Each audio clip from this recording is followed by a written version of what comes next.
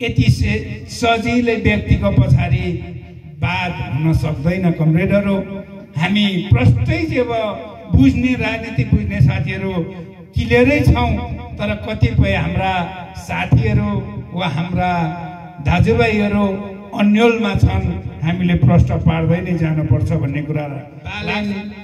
यही चाहिँ संविधान, यही गणतन्त्र वा 10 वर्ष जनयुद्ध भएर जनआन्दोलन हुँदै संविधान नआएको भए सायद बालेन त्यो महानगरको प्रमुख हुँदैन थियो होला। हर्क त्यस्तै। त्यसैले गर्दा प्रचण्डले फर्स्टचोटि नै भनिदिनु भएको थियो कि हर्क बालेनहरू यो संघीय गणतन्त्रको सुन्दर फुलहरू हुन् भनेर भनिदिनु भएको थियो। उहाँहरू आज सुन्दर फुल त हुनुभयो, तर प्रमाणित गर्न चाहिँ सकेका छैन विचारको हिसाबले। अब बालेनको पार्टी नै थियो न। अब अहिले चाहिँ प्रधानमन्त्री 5 वर्ष खाने गरी गृहमन्त्री रवि, अब उसलाई हर्कलाई 1 वर्ष दिने अरे फेरि प्रधानमन्त्री। यसै गरी कुलमानलाई कति बाँटेको छ।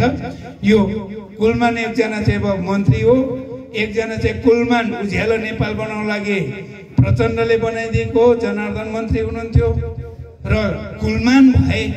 तर आज उनीहरू चाहिँ विचारविहीन चाहिँ पार्टी बनाउँदै सेलिब्रेटी भएर अगाडि बढिरहेको छ। त्यो पनि युरोपियन कन्ट्री, अमेरिका, भारतको जुन नेतृत्व वा उनीहरूले मान्ने निर्देशनमा उनीहरू एक ठाउँमा उभिएको छ। त्यसले गर्दा कमरेडहरू यो लामो समय टिक्ने मैले चाहिँ देखेको छैन उहाँहरूको विचार। एउटा चुनावमा आउलान्, रविजी पनि आउनुभयो, तर रविजीसँग पनि केही विचार छैन। त्यसले गर्दा नेपाली कम्युनिस्ट पार्टी एकता सन्देश कार्यक्रमको अध्यक्ष कमरेड, नेपाली कम्युनिस्ट पार्टीको केन्द्रीय सदस्य कमरेडहरू, प्रदेश, जिल्ला र पालिका लगायत यस पालिकाका उपाध्यक्ष, वडाध्यक्ष लगायत जनप्रतिनिधि साथीहरू सबैमा क्रान्तिकारी जुझार धेरै बोल्न पर्छ भन्ने मलाई लाग्दैन। कमरेडहरू, हाम्रो जेनजी युवा विद्यार्थी आदेश थापादेखि समिता कार्कीसम्म आइपुग्दा धेरै विषयहरू, राष्ट्रिय अन्तर्राष्ट्रिय विषयहरू आइसकेको छ। त्यसले गर्दा पनि मैले धेरै बोल्नुपर्छ भन्ने मलाई लागेको छैन। सर्वप्रथम त हाम्रो शिव फैल कमरेड, हाम्रो नेपाली कम्युनिस्ट पार्टीको विचार राजनीतिलाई मन पराएर आत्मसात गरेर लामो समय नेपाली कांग्रेसको राजनीति गरेर हाम्रो पार्टीमा प्रवेश गर्नुभएको छ। यहाँलाई म हार्दिक स्वागत तथा अभिनन्दन गर्न चाहन्छु। कमरेडहरू, सर्वप्रथम त म नेपाली कम्युनिस्ट पार्टी जो बनेको छ म अत्यन्तै खुसी छु। यो मानेमा कि नेपालको परिवर्तनको लागि नेतृत्व गर्ने नेताहरू आज एक ठाउँमा उभिएको छ। जो 10 वर्ष जनयुद्ध गर्दै शान्ति सम्झौता हुँदै संविधान निर्माण गर्ने र कार्यान्वयन गर्ने कमरेड प्रचण्ड, त्यसै गरी पञ्चायत व्यवस्थाका विरुद्धमा लड्दै आउनुहुने कमरेड माधव नेपाल, झलनाथ खनाल, वामदेव गौतम नेताहरू आज एक ठाउँमा उभिएको छ। नेताहरू मात्रै उभिएको छैन कमरेडहरू, नेतृत्वसँगै विचार पनि भएको छ। त्यसले गर्दा हामी आज एउटा परिवर्तनको लागि, क्रान्तिको लागि, क्रान्तिको रक्षाको लागि वा हामीसँग प्राप्त अधिकारको रक्षाको लागि पनि उभिएको छ। तपाईँ त्यसै गरी हेर्नुहुन्छ भने खोटाङ जिल्लामा पञ्चायतकालदेखि वा बौद्धले व्यवस्थादेखि अहिलेसम्म नेतृत्व गर्ने लिडरहरू हेर्नुहुन्छ भने वा जनप्रतिनिधि नै हेर्नुहुन्छ भने हामी 6 जना सांसद मन्त्री यही नेपाली कम्युनिस्ट पार्टीमा उभिएको छ। जो गुलप्रसाद फयाल, टङ्कर राई, समिता कार्की, दुर्गा जयन्ती, राजन राई जो प्रदेशको चाहिँ सामाजिक मन्त्री पनि हुनुभयो र म त्यति मात्र होइन, सनबहादुर राई हाम्रो जिल्ला समन्वय अध्यक्ष हुनुहुन्छ र पूर्व अध्यक्ष झङ्कार लगायत तपाईहरु वडा अध्यक्ष लगायत यहाँ उपस्थित असाध्यै इमानदार र लगनशील हिजो पञ्चायत कालमा खट्ने धेरैजना यहाँ साथीहरू, दाइहरू, काकाहरू देखिरहेको छु। त्यो हिसाबले पनि हामी यो इमानदारहरूको पार्टी नेतृत्व एक ठाउँमा उभिएको छ। यो त्यसैमा पनि हाम्रो नेताहरू त्यसरी उभिए जो प्रतिक्रान्तिको विरुद्धमा, क्रान्तिको लागि, बाँकी परिवर्तनको लागि यसरी उभियो भने हामी पनि यहाँ उभिएको छौँ। वास्तवमा तपाईँ हामीले राजनीतिलाई बुझ्ने हो भने इतिहास, वर्तमान र भविष्यलाई पनि हेर्नै पर्छ।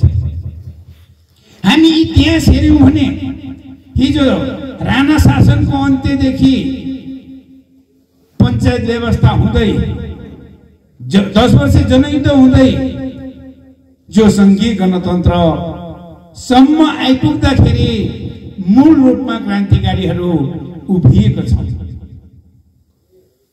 त्यसले गर्दा आज ती महान शहीदहरूले देखाएको बाटो हामीले पक्कै पनि बिर्सन हुँदैन।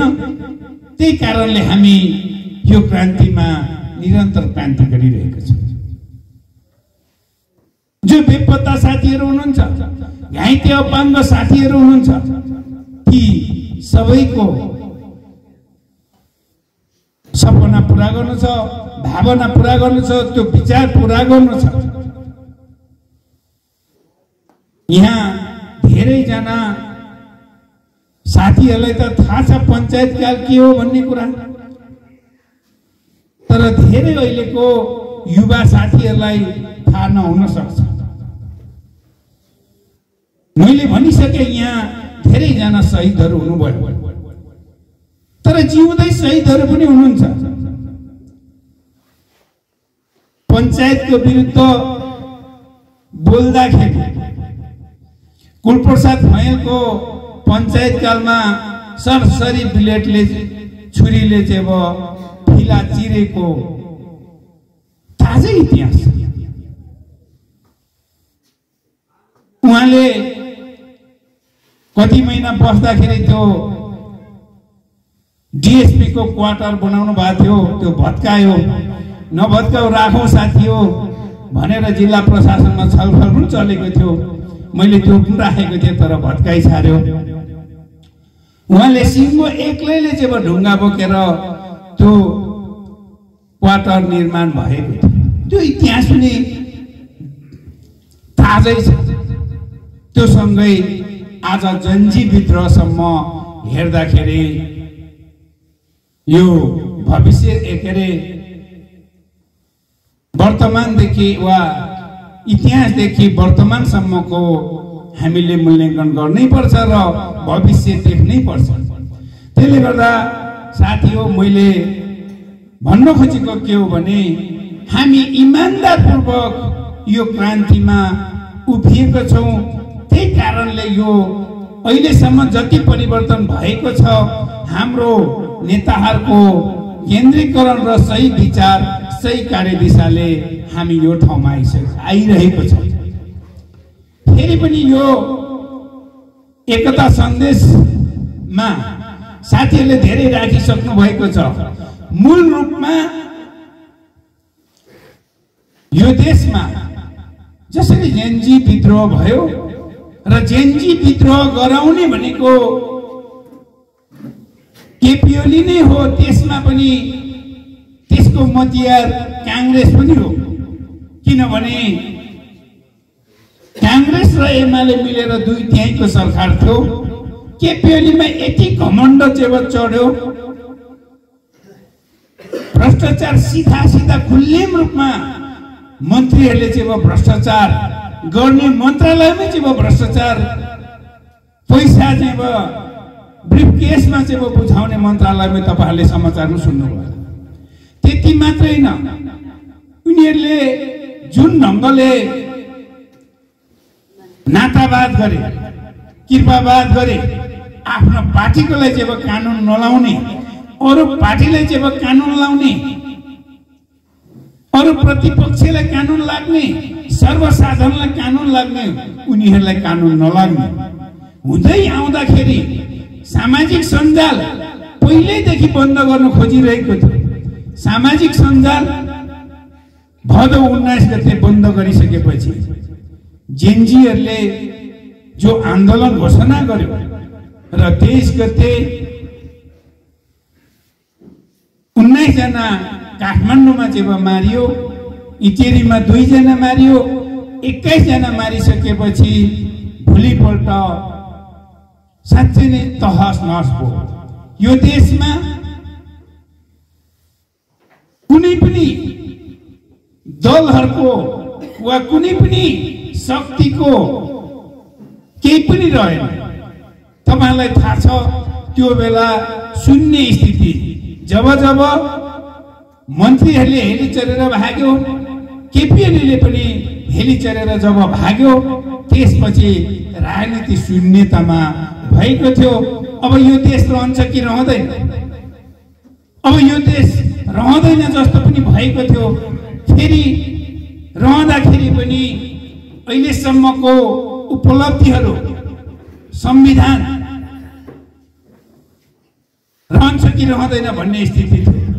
राजा ल्याउने निकै ठुलो प्रयास भयो, नारा नीति सफा गर्ने, रातारात चाहिँ साफसफाई गर्ने काम पनि भयो, तर राजा पनि आउन सकेन। जो जेनजी विद्रोहमा जेनजीको आफ्नो माग जो चाहिँ सामाजिक सञ्जाल खुल्ला हुनुपर्छ भन्ने मात्रै थियो, तर पछि विभिन्न खालका घुसपेट, विभिन्न खालका मागहरू पनि बढ्दै गयो। त्यसले गर्दा त्यो घुसपेटसँगै अघि नै साथीहरूले भने जस्तो हाम्रो चाहिँ नेपालमा कार्यपालिका पनि छैन, व्यवस्थापिका पनि जल्या छ, न्यायपालिका पनि जल्या छ। देश भनेको त यही तीनटा चाहिँ शक्तिले चलाउने हो नि, वा तीनटा चाहिँ मूल शासकीय चाहिँ रूपमा चल्ने कुरा हो। तर तीनैवटा चाहिँ ध्वस्त भइसकेपछि नेपालमा शासनविहीन, सेनासँग चाहिँ प्रधानमन्त्री माग्न जानुपर्ने, सेनापतिसँग चाहिँ मन्त्री माग्न जानुपर्ने, त्योसँगै विभिन्न दूतावासतिर चाहिँ जो मन्त्री उनीहरू कुद्नुपर्ने यो अवस्था भयो। त्यसले गर्दा वास्तवमा यो जुन खालका सङ्कट भयो, यो उपलब्धिहरूको रक्षा गर्नुपर्छ, नेपाल बचाउनुपर्छ र बाँकी अझै पनि चुनौती छ। नेपाललाई बचाएर यो संविधान बचायौं भने हामीले जुन यो उपलब्धि हासिल गरेको छौं, समानुपातिक समावेशी संघीयता, धर्मनिरपेक्षता लगायत कुरालाई बचाउन सक्यौं भने मात्रै हामी अगाडि बढ्न सक्छौं भन्ने मूल स्पिरिटले पार्टी फेरि पुनः एकता भयो। हामी हिजो नेकपा बनेकै हो, एमाले र चाहिँ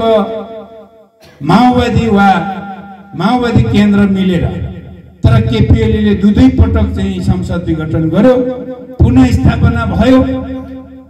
तर अहिले त्यो बेला चाहिँ त्यही कानुन लाएर वा सर्वोच्च लाएर आफ्नो पार्टी बनायो।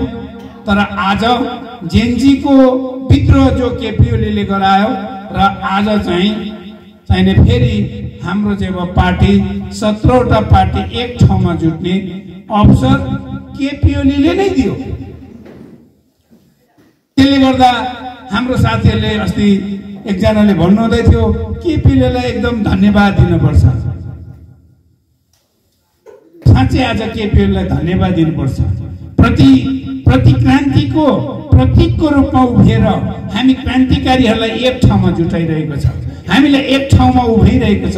त्यो कारणले पनि केपी ओलीलाई धन्यवाद दिनुपर्छ। र हामी सच्चा चाहिँ कम्युनिस्ट पार्टी, सच्चा चाहिँ यो देशको पहरेदार, सच्चा चाहिँ राष्ट्रवादी, सच्चा प्रगतिशील, सच्चा क्रान्तिकारी भएर उभिने एउटा राम्रो चाहिँ अवसर मिलेको छ र यो ढङ्गले हामी अगाडि बढिरहेको छ।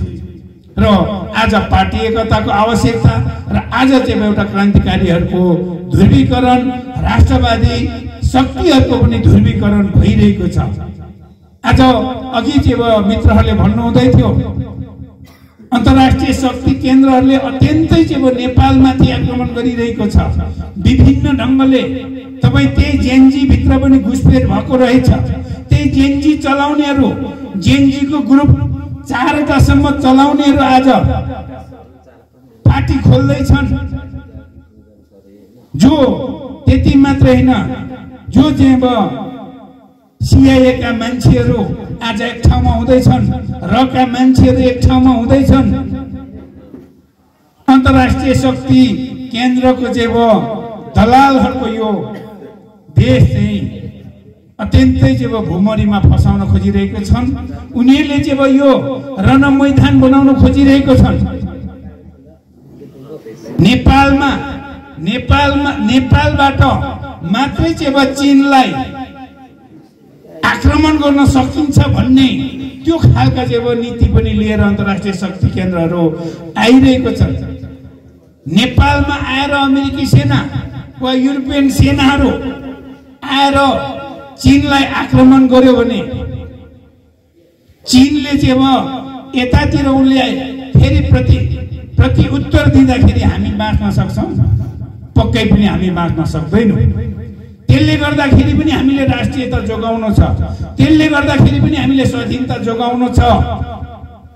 अन्तर्राष्ट्रिय शक्ति केन्द्रलाई पनि हामीले खबरदार गर्नु छ। आम नेपाली चाहिँ एक ठाउँमा उभिएर, आम चाहिँ क्रान्तिकारीहरू एक ठाउँमा उभिएर, त्यसले गर्दाखेरि पनि हाम्रो चाहिँ यो एकता भइरहेको छ। मूल रूपमा विचार राजनीतिक हिसाबले भइरहेको छ।